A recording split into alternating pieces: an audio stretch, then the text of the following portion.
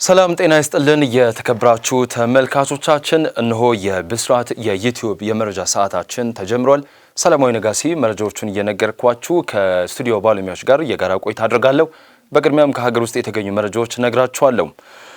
የአራት ወር ህፃን ላይ የፈላ ውሃ በመድፋት ህይወቱ እንዲያልፍ ያደረገችው ግለሰብ በእስራት ተቀጣችም። በደቡብ ኢትዮጵያ ክልል በኮንሶ ዞን በካራት ከተማ ሚሊኒየም ሰፈር በአቶ ኩሲያ ካላሊ መኖሪያ ቤት ግቢ ውስጥ የወንጀል ድርጊቱም ተፈጽሟል። ሊባን ኤርሚያስ የተባለች የአራት ወር ዕድሜ ያላት ህፃን በእናቷ ወይዘሮ ካይሎቴ አማሬ ታቅፋ እያለ ተከሳሽ የፈላ ውሃ በብረት ድስት በማድረግ እናት በታቀፈቻት ልጅ በእናትየውና በሌላ በ3 ዓመት ከ5 ወር ልጅ ላይ በመድፋት ጉዳት ማድረሷም ተገልጿል። በዚህም የአራት ወር ዕድሜ ያላትን ህፃን ወዲያውኑ ህይወት ሲያልፍ የ3 ዓመት ከ5 ወር ህፃንና ወላጅ እናት በሕክምና ህይወታቸውን ማትረፍ ተችሏል ሲሉ በኮንሶ ዞን የቀና ወረዳ ፍትህ ጽሕፈት ቤት ኃላፊ ገመቹ ገለገሎ ለብስራት ሬዲዮም ገልጿል። በዚህም ፖሊስ ተከሳሽን በቁጥጥር ስር በመዋል በወንጀል ህግ አንቀጽ 27 ንዑስ አንቀጽ 1 እና አንቀጽ 58 ንዑስ አንቀጽ 1 ሀ እና 539 ንዑስ አንቀጽ 1 ጠቅሶ ክስ መስርቷል። ተከሳሽ የወንጀሉን ድርጊት አምና ተበዳይ ስለምትሰድባትና ስለምታንቋሻት ወንጀሉን የፈጸመች መሆኗን ገልጻ ችሎቱም የአቃቤ ህግ ምስክሮች ከሰማ በኋላ በክስ 1 በወንጀል ህግ አንቀጽ 58 ለ እና 540 እና በክስ 2 እና 3 በወንጀል ህግ አንቀጽ 58 እና 555 ንዑስ አንቀጽ ሀ እንድትከላከል ብይንም ሰጥቷል። ተከሳሽ የመከላከያ ማስረጃ እንደሌላት ለችሎት የገለጸች በመሆኑ ችሎቱም እንድትከላከል ብይን በሰጠበት የህግ አንቀጽ ስር ጥፋተኛ በማድረግ በ20 ዓመት ጽኑ እስራት እንድትቀጣ መወሰኑን በኮንሶ ዞን የቀና ወረዳ ፍትህ ጽሕፈት ቤት ኃላፊ ገመቹ ገለገሎ ለብስራት ሬዲዮ ተናግሯል ስትል ሳምራይት ስዩም ዘግባለች። ባለቤቱን በአሰቃቂ ሁኔታ ገሎ የተሰወረውን ግለሰብ ተከታትሎ ለመያዝ የህብረተሰብ ድጋፍ ተጠየቀም። በቢሾፍት ከተማ ዲባይ ክፍለ ከተማ ድሬ ወረዳ ቃጂማ ሰፈራ የተባለ አካባቢ ነዋሪ የሆነው ግለሰብ የህግ ባለቤቱን በአሰቃቂ ሁኔታ ገሎ በር ዘግቶባት የተሰወረ እንደሆነም ተገልጿል። ተፈላጊው ግለሰብ ታሪኩ አበራ አብዲ የተባለ ሲሆን ከሟች ድርቤ ባይሳ ደረሳ ጋር ትዳር በመመስረት አንድ ሴት ልጅም አፍርቷል።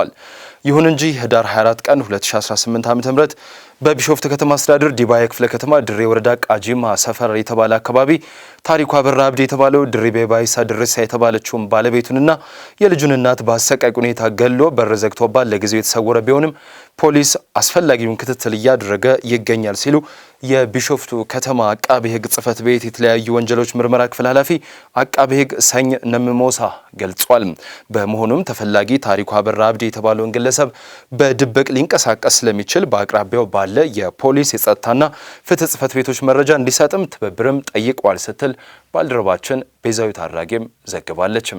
በሸዋሮቢትና አካባቢው 90 በላይ ለሚሆኑ ዜጎች የአይን ሞራ ግርዶሽ ሕክምና ተደረገላቸው። በሸዋሮቢት ከተማና በዙሪያ ለሚገኙ ከ90 በላይ የአይን ሞራ ግርዶሽ ሕክምና ተደርጎላቸው ለነበሩ የማህበረሰብ ክፍሎች የሕክምና ውጤታማነት የተረጋገጠበት የድህረ ሕክምና ክትትል አገልግሎትም ተሰጥቷል። ከሳምንት በፊት የሸዋሮቢት ከተማ አስተዳደር ጤና ጥበቃ ጽሕፈት ቤት ከደብረ ብርሃን ኮምፕሬሄንሲቭ ስፔሻላይዝድ ሆስፒታል ጋር በመተባበር ባከናወኑት ዘመቻ የአይን ሞራ ግርዶሽ ያለባቸውን ወገኖች በመለየት የቀዶ ሕክምና አገልግሎት እንዲያገኙ መደረጉም ይታወሳል።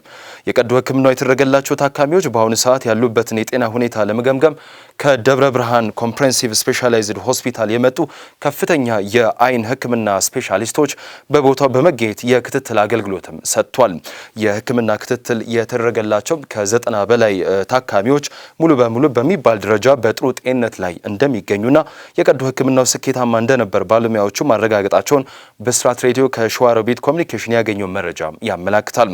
የክትትል ሕክምናው የተደረገላቸው ታካሚዎች በሰጡት አስተያየት ከዚህ በፊት በአይን ሞራ ግርዶሽ ምክንያት ተጋርዶባቸው የነበረው ብርሃን በመመለሱ እጅግ ደስተኛ መሆናቸውም ገልጿል። የሕክምና ባለሙያዎቹ በበኩላቸው በቀጣይም ከ4 ወራት በኋላ ተመሳሳይ የአይን ሕክምና አገልግሎት በድጋሚ እንደሚሰጥ ቃልም ገብቷል። የተከበራችሁ ተመልካቾቻችን አሁን በቀጥታ የምናልፈው ከዓለም አቀፍ ወደ ተገኙ መረጃዎች ይሆናል። በቅድሚያም ኒውዚላንድ የኒውዚላንድ ፖሊስ $19,000 የሚያወጣ የአልማዝ ሀብል ሰርቆ የዋጠን ግለሰብ በቁጥጥር ስር አዋለ። በአልማዝ የተንቆጠቆጠ ሀብል ለመስረቅ የዋጠውን ግለሰብ በቁጥጥር ስር ማዋሉን የኒውዚላንድ ፖሊስም ገልጿል። የአልማዝ ዋጋ $19,300 ሲሆን በተፈጥሯዊ መንገድም ተገኝቷል። የሕክምና ጣልቃ ገብነት አላስፈለገም ሲል ለቢቢሲም ተናግሯል። የ32 ዓመቱን ግለሰብ በማዕከላዊ ኦክላንድ በሚገኘው የጌጣጌጥ መሸጫ ሀብል መሰረቁ ታውቆ በደቂቃዎች ውስጥ በቁጥጥር ስር ከዋለ ከአንድ ሳምንት ገደማ በኋላ ነው። የተወሰደው ሀብል በ60 ነጭ አልማዞች በ15 ሰማያዊ ሳፋየር እና 18 ካራት የወርቅ የተሰራ መሆኑም ታውቋል። ግለሰቡ በስርቆት ክስ ተመስርቶበታል። የኒውዚላንድ ፖሊስም በዚህ ሳምንት መጀመሪያ ላይ እንደገለጸው ግለሰቡ የሕክምና ምርመራ ተደርጎለት ያለማቋረጥ ክትትል እየተደረገበት መሆኑን ገልጾ ነበር። ይህ ሰው በፖሊስ ቁጥጥር ስር ስለሆነ የተከሰተውን ሁኔታ ከግምት ውስጥ በማስገባት ክትትል የማድረግ ኃላፊነት አለብን ሲል ፖሊስ በወቅቱም ገልጿል።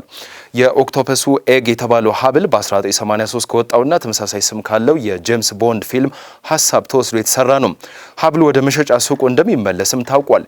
ተጠርጣሪው ታህሳስ 8 ቀን እንደገና በፍርድ ቤት እንደሚታይም ይጠበቃል። ግለሰቡ ህዳር 12 ቀን ከተመሳሳይ የጌጣጌጥ መደብር አይፓድ በመስረቅና ከአንድ ቀን በኋላ ደግሞ 60 የአሜሪካን ዶላር የሚያወጡ የድመት መጸዳጃና የተባይ መቆጣጠሪያ ምርቶችን ከግለሰብ በመስረቅ መከሰሱን ቢቢሲ ከክስ መዝገቡም ተመልክቷል። ቬንዙዌላ ከአሜሪካ የተባረሩ ስደተኞችን መቀበል ትቀጥላለች ሲሉ ማዱሮ ተናገሩ። የቬንዙዌላ ፕሬዚዳንት ኒኮላስ ማዱሮ ሀገራቸው በጥር ወር በተደረሰው ስምምነት ከአሜሪካ በአየር የተባረሩ ስደተኞችን መቀበሏን ትቀጥላለችም ብሏል። የቬንዙዌላው መሪ 266 የቬንዙዌላውያን ስደተኞችን አሳፍሮ ከአሜሪካ የመጣ አውሮፕላን ማይኬቲያ ሲሞን ቦሊቫር ዓለም አቀፍ አውሮፕላን ማረፊያ መድረሱን ተከትሎ ይህንኑ መናገራቸውን ቴሌሱር ዜና ወኪልም ዘግቧል። ባለፉት 2 ቀናት ወደ ቬንዙዌላ የተመለሱ ስደተኞች ቁጥር 525ም ደርሷል። ማዱሮ በሚቀጥለው ቀን ሌላ በረራ እንደሚመጣና ሂደቱ እንደሚቀጥልም ገልጿል። ቬንዙዌላ የሚመለሱ ስደተኞችን በዋሽንግተን ጥያቄ መሰረትም እንደምትቀበል ገልጸው በቅርብ ጊዜ መስተጓጎል እንደነበርም ጠቁመዋል። ማዱሮ እቅዱን ከአሜሪካ አውሮፕላኖች ጋር ለመቀጠል ቀጥተኛ ጥያቄ እንዲደረሳትና እንዳጸደቁትም ገልጿል። ቬንዙዌላ ረቡዕ ዕለት በአሜሪካ መንግስት ጥያቄ መሰረት ለስደተኞች የመመለሻ በረራዎችን እንደምትጀምርም ተናግራለች። ዩናይትድ ስቴትስና የቬንዙዌላ ግንኙነት በእጅጉ የሻከረ ቢሆንም በስደት ላይ ያለው ትብብርም ቀጥሏል። ዩናይትድ ስቴትስ ባለፉት ወራት በላቲን አሜሪካ ወታደራዊ ዘመቻዎችን በማስፋፋት የጦር መርከቦችን ተዋጊ ጄቶችና ሌሎች ንብረቶችን ወደ ካሪቢያን አካባቢም አሰማርታለችም። ትራምፕ በቅርቡ የቬንዙዌላ አየር ክልል ሙሉ በሙሉ እንደሚዘጋ በማወጅ የቬንዙዌላ ባለስልጣናትና የወንጀል ኔትወርኮችን እንደ የውጭ አሸባሪ ድርጅቶችንም ፈርጃለች። ካራካስ የአሜሪካን ዛቻን ማጣጣሏም ይታወሳል። የተከበራችሁ ተመልካቾቻችን የዛሬው የብስራት የዩቲዩብ የመረጃ ሰዓታችን የተከታተላችሁት ይመስል ነበረ። መረጃዎቹን ወደ እናንተ በመንገር እኔ ሰላማዊ ነጋሲ ከመላው የስቱዲዮ ባለሙያዎች ጋር የጋራ ቆይታ አደረግኩኝ። ሰላም።